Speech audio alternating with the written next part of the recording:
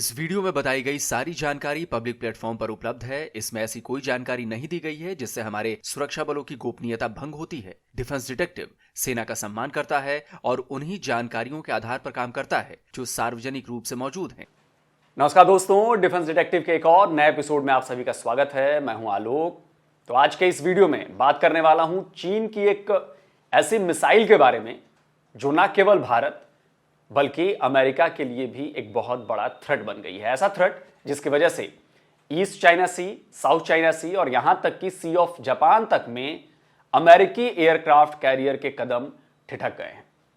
आखिर यह खतरा कौन सा है और कितना बड़ा है, यह भी जानेंगे कि भारत के पास क्या चीन से मिल रही इस चुनौती का कोई तोड़ है या नहीं।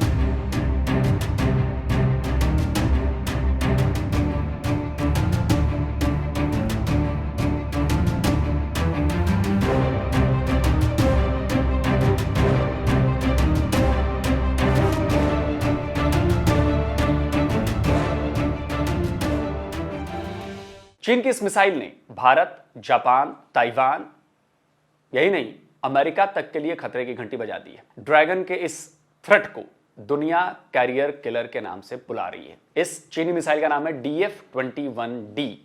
DF-21 यानी डोंगफेंग 21। कहने को तो ये एक बैलिस्टिक मिसाइल है, लेकिन ये कोई आम बैलिस्टिक मिसाइल नहीं है, बल्कि ये एंटी शिप बैलिस्टिक मिसाइल है, जिसे शॉर्ट में ASBM कहा जाता है। वैसे तो चीन इस मिसाइल प्रोजेक्ट पर पिछले 10 सालों से काम कर रहा है और इसे लेकर दुनिया भर में कई तरह की बातें की जा रही थी, लेकिन पिछले साल अमेरिका के डिपार्टमेंट ऑफ डिफेंस की एक रिपोर्ट आई है और इस रिपोर्ट में इस मिसाइल को लेकर अमेरिका ही नहीं, दुनिया की हर नेवी की चिंता जो है वो बढ़ा दी गई है। यह है वो रिपोर्ट। टाइटल है military and security developments involving the People's Republic of China 2023। इस रिपोर्ट में चीन के military power, strategy, global presence समेत कई तरह के टॉपिक्स को डिटेल्ड इंफॉर्मेशन के साथ इसमें कवर किया गया है और इसी रिपोर्ट के पेज नंबर 66 पर PLARF यानी People's Liberation Army Rocket Force के बारे में बताया गया। इसी पेज पर नीचे कई मिसाइल्स का जिक्र है, जिसमें शॉर्ट रेंज बैलिस्टिक मिसाइल से लेकर मीडियम रेंज बैलिस्टिक मिसाइल्स और इंटरमीडिएट रेंज बैलिस्टिक मिसाइल यानी कि IRBM, इन सब की डिटेल्स हैं। कौन से मिसाइल और उसकी रेंज कितनी है, यह सब बताया गया है। लेकिन यहीं पर एक और मिसाइल के बारे में लिखा गया है, जाहिर सी बात है, एंटी शिप बैलिस्टिक मिसाइल जो है DF-21D। ये चीन की जो CSS-5 मिसाइल है उसका डेवलप्ड एंटी शिप वर्जन है। इस रिपोर्ट में साफ साफ लिखा है कि मिसाइल एयरक्राफ्ट कैरियर समेत सभी शिप्स पर सटीक निशाना लगाने में कैपेबल है और इसके लिए चीन को अपने मिसाइल बहुत ज्यादा दूर कहीं लेकर जाने की भी जरूरत नहीं है। वो अपने मेन लैंड से वेस्टर्न पैसिफिक ओशन तक इस मिसाइल से अटैक कर सकता है। यूएस डिपार्टमेंट ऑफ डिफेंस की रिपोर्ट पर बेस्ड एक रिपोर्ट कांग्रेशन रिसर्च सर्विस ने भी पब्लिश की थी। इसमें भी चीन के इस एंटी शिप बैलिस्टिक मिसाइल के खतरे के बारे में यानी कि थ्रेट के बारे में डिटेल से बताया गया था। दोस्तों, जब इस मिसाइल के बारे में दुनिया में पता चला था तब कई डिफेंस एक्सपर्ट्स का दावा था कि एक मूविंग एयरक्राफ्ट कैरियर पर सटीक निशाना लगाना किसी भी बैलिस्टिक मिसाइल के लिए मुमकिन नहीं है। लेकिन चीन की इस मिसाइल ने इन दावों को गलत करार दिया है। कई बार के टेस्ट किए गए और उससे यह साबित हुआ है, जो अब तक जानकारी अवेलेबल हुई है, कि चीन की DF-21D एक मूविंग शिप को टारगेट कर सकती है। साल 2010 में यूएस नेवी इंस्टीट्यूट वेबसाइट पर एक आर्टिकल भी पब्लिश हुआ था। इस आर्टिकल में साफ साफ लिखा गया था कि चीन के एंटी बैलिस्टिक मिसाइल का जो पोटेंशियल है उसको सीरियसली लेना चाहिए। इसी आर्टिकल में बताया गया है कि सोवियत संघ ने 70 के दशक में इस पर काम शुरू किया था, लेकिन वो इसमें कामयाब नहीं हो पाए। लेकिन चीन ने 21st सेंचुरी में ही एंटी शिप बैलिस्टिक मिसाइल्स जो हैं उसको डेवलप करने में जबरदस्त कामयाबी हासिल कर ली है। इसमें यह भी बताया गया है कि साल 2009 में यूएस नेवी के सीनियर इंटेलिजेंस ऑफिसर स्कॉट ब्रे ने कहा था कि चीन का ये जो anti ship ballistic missile development progress remarkable है और तभी से इसे यूएस नेवी के लिए एक थ्रेट के तौर पर देखा जाने लगा। लेकिन तब भी कई डिफेंस एक्सपर्ट्स इसे चीन का एक गिमिक बताते रहे हैं। लेकिन फरवरी 2014 में चीन ने DF-21D का टेस्ट फायर किया, जिससे दुनिया को यह पता चल गया कि जो उनका अंदेशा था वो सही साबित हो रहा है। military.com की इस खबर को देखिए। 6 फरवरी 2014 को पब्लिश हुई इस खबर में बताया गया था कि चीन ने अपने DF-21D के टेस्ट में यूएस नेवी कैरियर को डुबो दिया। असल में इस टेस्ट के लिए चीन ने गोबी डेजर्ट में एक रनिंग ट्रैक पर यूएस नेवी के कैरियर का स्ट्रक्चर तैयार किया था। ये मूविंग था, लेकिन DF-21D इसे टारगेट करने में कामयाब रहा। ऐसा ही टेस्ट नवंबर 2021 में भी किया गया। USNI न्यूज की इस खबर को देखिए। मिसाइल टेस्ट के लिए इस बार भी रेगिस्तान को चुना गया, जहां यूएस नेवी के एयरक्राफ्ट करियर की शेप का टारगेट तैयार किया गया था। इस बार ताकलामाकन डेजर्ट में इस टेस्ट को किया गया था। इसमें यूएस करियर के साथ साथ 2 डिस्ट्रॉयर को भी टारगेट के तौर पर रखा गया था, क्योंकि चूंकि career battle group satellite imaginary company Maxar ने इसकी तस्वीर भी प्रोवाइड कराई थी। मैक्सार ने बताया था कि इस स्ट्रक्चर को मार्च से अप्रैल 2019 के बीच बनाया गया था। कई बार बनाने के बाद इसे दिसंबर 2019 में डिसमेंटल कर दिया गया, यानी स्ट्रक्चर को हटा लिया गया था। 2021 के सितंबर में इसे फिर से बनाना शुरू किया गया और अक्टूबर तक इसे तैयार भी कर लिया गया था। तो यूएसएनआई न्यूज ने उस रेल ट्रैक की डिटेल भी दी थी अपनी रिपोर्ट में, जिस पर एयरक्राफ्ट करियर और दूसरे शिप के स्ट्रक्चर को मूव कराया गया था। जिस कांग्रेशनल रिसर्च सर्विस की बात मैंने शुरू में की थी, तो उसकी रिपोर्ट में भी चीन के ASBM टेस्ट के बारे में बताया गया है। इसमें लिखा है कि अगस्त 2020 में DF-21D के टेस्ट की खबरें जो हैं वो सामने आई थी। अच्छा, इन रिपोर्ट से एक बात तो क्लियर है कि भाई चीन का जो ASBM है DF-21D वाकई एक मूविंग शिप, डिस्ट्रॉयर और यहां तक कि एयरक्राफ्ट करियर को भी टारगेट कर सकता है। लेकिन इसके लिए ऐसा क्यों कहा जा रहा है कि चीन अपने मेन लैंड से वेस्टर्न पैसिफिक तक के एरिया में अपने टारगेट को डिस्ट्रॉय कर सकता है?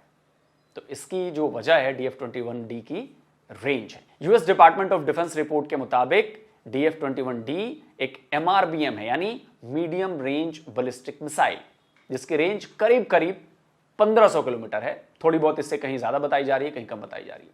Stratfor.com ने चीन की अलग अलग मिसाइलों की रेंज को ग्राफिकली दिखाया है। इसमें उसने बताया है कि इसमें जो ये आपको ऑरेंज लाइन दिख रही है वो DF-21D की रेंज बताई गई है। स्ट्रैटफोर के मुताबिक इसकी रेंज करीब 2000 किलोमीटर है। अब 2000 किलोमीटर की रेंज में ये मिसाइल जापान, फिलीपींस तो छोड़िए, लगभग पूरा रशिया और करीब करीब भारत का ज्यादातर हिस्सा जो है वो कवर कर सकती है। South China Sea, Japan Sea, North Pacific Sea, Bay of Bengal और अरब सागर के भी कुछ पार्ट तक ये मिसाइल पहुंच सकती है। यूएस डिपार्टमेंट ऑफ डिफेंस की रिपोर्ट में इसकी रेंज 1800 किलोमीटर तक बताई गई। एयर एंड स्पेस फोर्स.com ने चीन की इस मिसाइल पर भी एक रिपोर्ट पब्लिश की थी। इसके राइटर हैं ओटो क्रेशर। इसमें बताया गया है कि DF-21D मिसाइल के ऑपरेशन में सिंथेटिक अपर्चर रडार से लैस री एंट्री व्हीकल और ऑप्टिकल सेंसर का इस्तेमाल होता है, जो उसे एक मूविंग टारगेट को हिट करने में कैपेबल बनाता है। और यही वजह है कि अमेरिका अपने एयरक्राफ्ट कैरियर को लेकर अलर्ट पर है। अमेरिका ने चीन और नॉर्थ कोरिया से बढ़ते तनाव के बाद हाल ही में अपने 3 एयरक्राफ्ट करियर्स जो हैं वो वेस्टर्न पैसिफिक में डिप्लॉय किए हैं। चीन की ये मिसाइल इन करियर्स के लिए बड़ा थ्रेट हो सकती है। हालांकि जो यूएस नेवी का USS Carl Vinson strike group है, उसके जो कमांडर हैं रियर एडमिरल कार्लोस सर्डियलो, वो ऐसा नहीं मानते। उनका कहना है कि हमारे हाई जो उच्च प्रशिक्षित नाविक हैं वो इन मुश्किल और चैलेंजिंग परिस्थिति का सामना कर सकते हैं। वो खतरे की परवाह किए बगैर जो है वो घातक रूप से अपने मिशन को अंजाम दे सकते हैं, और वो भी जिंदा रहते हुए। तो USS कार्ल विंसन भी उन 3 एयरक्राफ्ट करियर में शामिल है, जिसे वेस्टर्न पैसिफिक में भेजा गया है। तो दोस्तों, ये खतरा सिर्फ अमेरिका के लिए नहीं है, ये भारत के लिए भी बड़ा थ्रेट है, क्योंकि भाई चाइना हमारा कोई दोस्त तो है नहीं और चाइना से पंगे चल रहे हैं। तो भारत के पास अभी 2 बैटल ग्रुप्स हैं, INS विक्रमादित्य और INS विक्रांत, मतलब कैरियर बैटल ग्रुप की बात हो रही है। भारत सरकार ने तीसरे एयरक्राफ्ट कैरियर के लिए भी 5 बिलियन खर्च करने का ऐलान कर दिया है। अब सवाल उठता है कि क्या चीन के ये मिसाइल हमारे एयरक्राफ्ट कैरियर को भी टारगेट कर सकती है?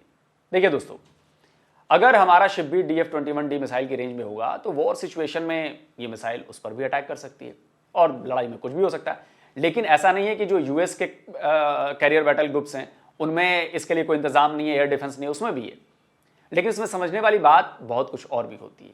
वही बात जो अमेरिकी नेवी के एडमिरल कार्लोस ने कही। देखिए, उनके पास भी एयर डिफेंस होगा, अपने करियर ग्रुप को बचाने के लिए एयर डिफेंस होगा। बैलिस्टिक मिसाइल के अटैक को रोकने के लिए भारत के पास भी कई एयर डिफेंस सिस्टम है। इनमें DRDO का डेवलप किया हुआ जो anti ballistic missile defence system है वो है, उसमें AD-1 है जो 5000 किलोमीटर तक की रेंज वाली बैलिस्टिक मिसाइल्स को हवा में तबाह कर सकता है, यानी 5000 किलोमीटर दूर से छोड़ी गई। जबकि पृथ्वी एयर डिफेंस सिस्टम जो है वो 300 किलोमीटर से 5000 किलोमीटर तक की दूरी से छोड़ी गई बैलिस्टिक मिसाइल को इंटरसेप्ट और इंगेज कर सकता है। भारत के पास इसे काउंटर करने के लिए बराक 8 मिसाइल सिस्टम भी है। इजराइल और भारत द्वारा मिलकर बनाई गई मिसाइल हमारे कोलकाता क्लास, विशाखापट्टनम क्लास, जो इसके डिस्ट्रॉयर्स हैं उनमें लगी हुई है, नीलगिरी क्लास के जो फ्रिगेट्स हैं उसमें भी ये मिसाइल लगी हुई है, और जो हमारे दोनों एयरक्राफ्ट कैरियर्स हैं INS विक्रांत और INS विक्रमादित्य उन पर भी ये मिसाइल मौजूद है। ये करीब 100 किलोमीटर दूर ही DF-21D को इंटरसेप्ट कर सकती है। बराक 8 ER यानी एक्सटेंडेड रेंज में ये दूरी करीब 150 किलोमीटर की हो जाती है। इसके अलावा भारत ने रूस से S-400 एयर डिफेंस सिस्टम लिया हुआ है। 400 किलोमीटर की रेंज में आने वाली बैलिस्टिक मिसाइल्स को ये आसानी से टारगेट कर सकता है। रूस इस एयर डिफेंस सिस्टम को उसने यूक्रेन वॉर में भी डिप्लॉय किया हुआ है, वहां पर यूज कर रहा है, और वहां पर इसकी परफॉर्मेंस जो है वो जो अमेरिकी एयर डिफेंस सिस्टम है उनसे काफी बेहतर साबित हो रही है परफॉर्मेंस। तो चीन की इस बैलिस्टिक मिसाइल को हम अपने एयर डिफेंस सिस्टम से और जो हमारा नेवी का एयर डिफेंस सिस्टम है उससे काउंटर कर सकते हैं। लेकिन इसके साथ साथ एक और चीज है जिससे चीन के इस एंटी शिप बैलिस्टिक मिसाइल को चुनौती दी जा सकती है, और वो है इलेक्ट्रॉनिक वॉरफेयर। इसमें अमेरिका ने कई बार चीन को चक्कर गिननी की तरह घुमाया है।